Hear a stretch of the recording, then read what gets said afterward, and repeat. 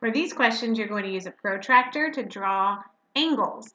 So the directions say using a protractor, and a protractor is just a tool that is used to measure angles. So if you use a protractor, you're going to draw an angle that has 80 degrees. So here's how you would do that. So you're going to take your protractor and you are going to find first where 80 degrees is.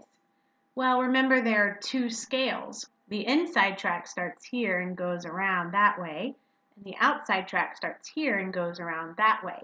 You can choose whatever way you want to, but to make 80 degrees, you'll want to start by putting a dot on 0. So you can choose this 0, or you can choose this 0. I'm going to choose this 0, and I'm going to put my first little dot right here on the line that represents 0 degrees. Next, I'm going to put a little dot on the line that represents 80 degrees. Since the 0 is on the inside track, I need to make sure I'm using the inside track for my 80 as well. So here's the 80, so I'm going to put a little dot right outside of the protractor right there.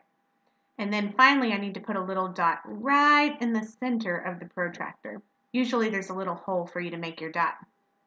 Okay, so after that, you can take away your protractor and you're left with the 3 little dots that you made.